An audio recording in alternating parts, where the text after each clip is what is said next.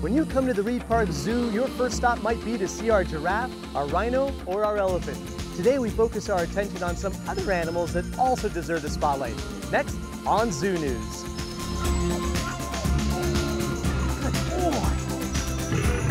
Female viper.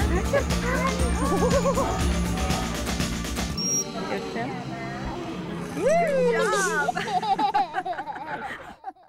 Hi, I'm Jed Dodds and welcome to Zoo News.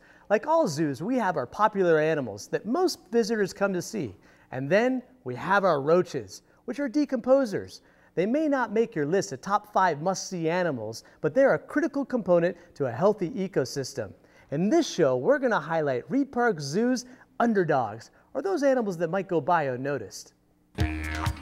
It's easy to spot our white rhino, but if you look closely, you'll see this exhibit is shared with 3 male Spix gazelles, which are the smallest of the gazelle species.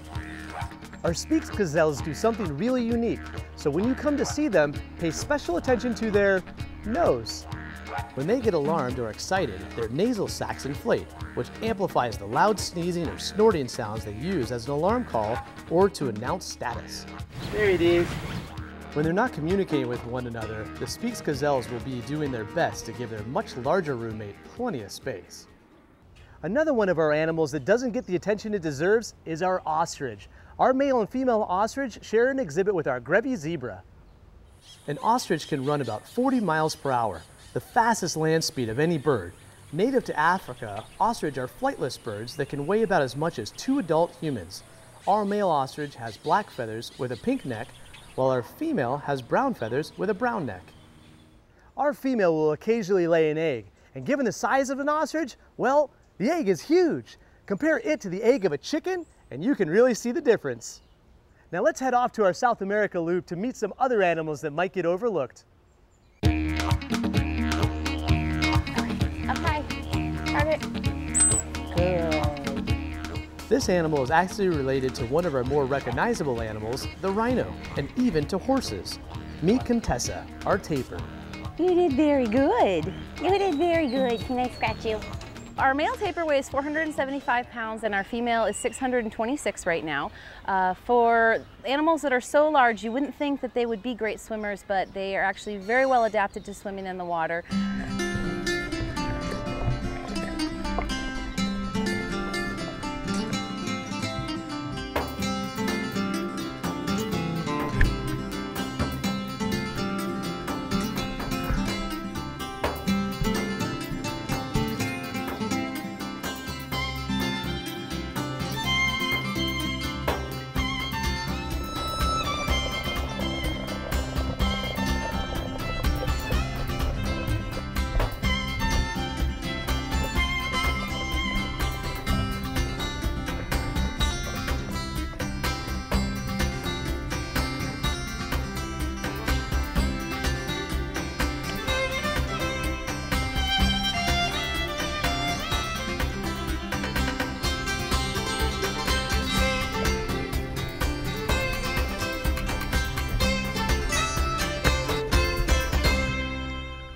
One of the really cool features of the tapir is their prehensile nose. When they swim, they can stick their nose up out of the water like a snorkel to get air.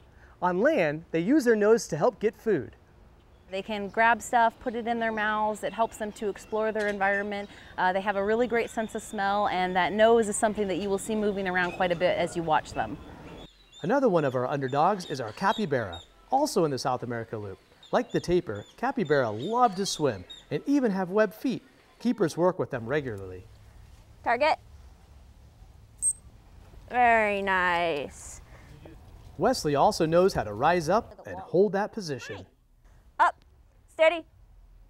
Good. That's excellent, sir. Capybara are rodents. In fact, they're the world's largest rodents, and they share common features with mice, squirrels, and porcupines. They all have ever-growing front teeth. And in order for us to monitor Wesley's teeth, Keeper Quincy is working on a new behavior with him.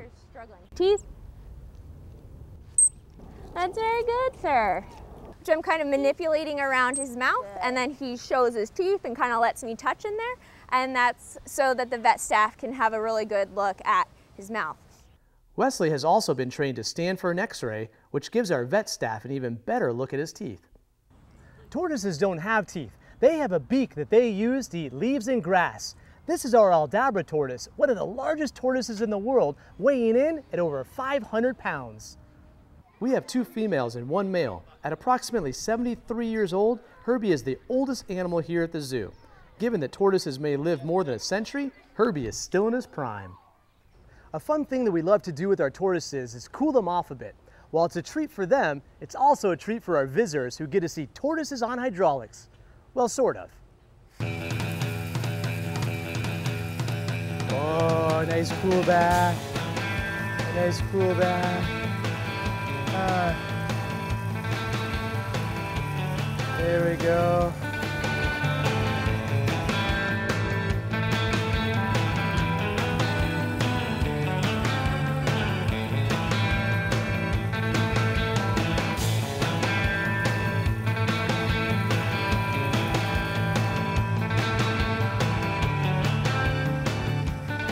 It's like they come alive, they grow.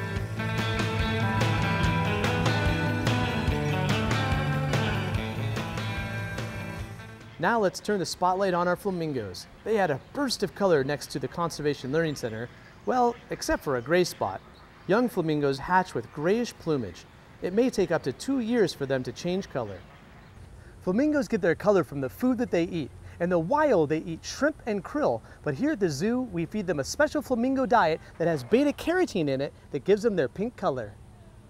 You often see a flamingo standing on one leg. It's thought that by doing this, it allows the birds to conserve more body heat. It serves as a form of thermoregulation.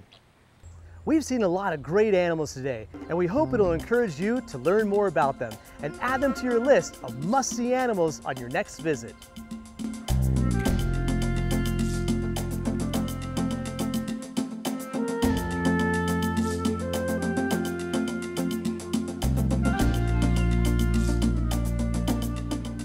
When you come to the zoo, make sure to stop and spend some time watching the underdogs, the animals that aren't quite as easily recognizable as, say, the rhinos and the jaguars. Because when you spend some time watching them, you can really see how interesting their behavior is, and you'll learn a lot. You can see this guy, our bearded dragon, in the Conservation Learning Center. These animals may be small, but they have a big job in helping to maintain our insect population. If you have any questions about our animals here at the Reid Park Zoo, you can go to Tucson12.tv, click on Zoo News, and ask them there. I'm Jed Dawes, bringing the zoo to you.